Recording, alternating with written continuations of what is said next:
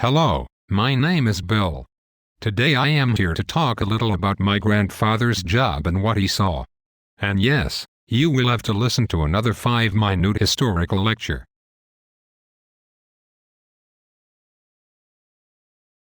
My grandfather was a journalist. He was one of the greatest journalists of all time. No matter what danger confronts him, he faces it with his little notebook and a camera.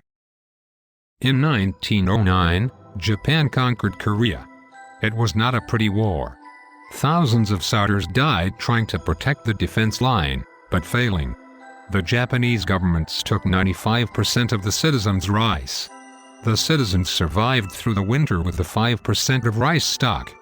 During March, people climb up the mountain, peel off the pine tree's skin and eat them.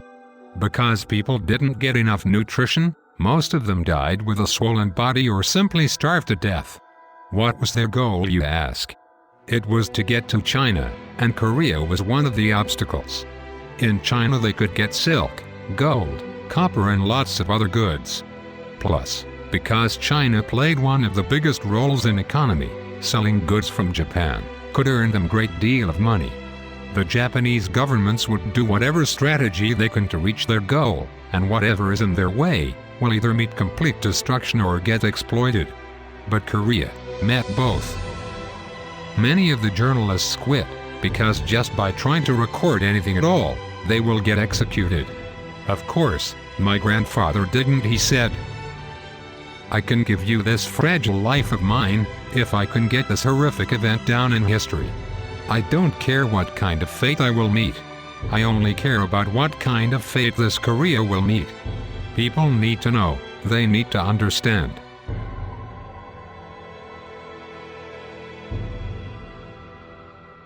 I was 35 back then, 1921. Korea was in great confusion and panic. Innocent people were getting killed and kidnapped. My hands would shake when I tried to write these events.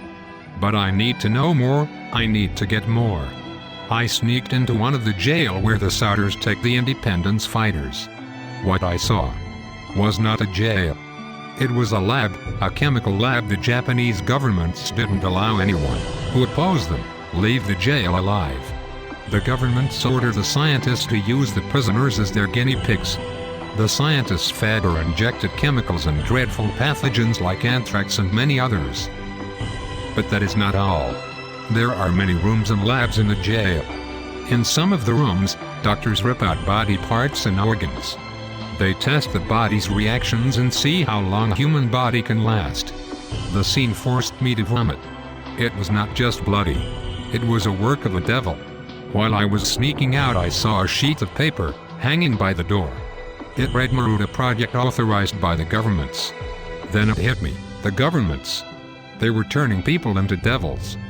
Those scientists and doctors were ordered. Then I was lost in deep thoughts.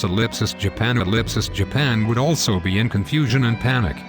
When I turned to run, I saw a boy softly talking to him. Where am I? What am I doing? I came here because of an order, but all I see is death. I got a new goal. I am going to go to Japan.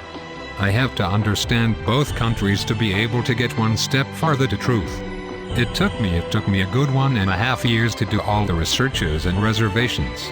I arrived at Japan on September 2nd, 1923. But where I arrived was in ruins. Fire, rubbles, disaster and death. It was the city of Yokohama. My intention was to go to a city where Koreans and Japanese lived in peace. But what I saw was rows and rows of dead bodies. Koreans ripped and bloody. There was some people barely alive. And all of them only said, "Earthquake." They were in panic. Then, those governments they pulled the trigger. One of the main reasons why some Koreans still can't forgive the Japanese government is because they never apologized until now. Germans apologized for what Hitler did, but the Japanese governments never did. What does all this have to do with American history, you ask? The Europeans killed Indian Americans cruelly just to get their land. The Europeans made them as slaves, burnt their houses, tortured them and more. No history is clean. And most of them, caused by governments. As I said before, no one can blame anybody for history, but we can understand it.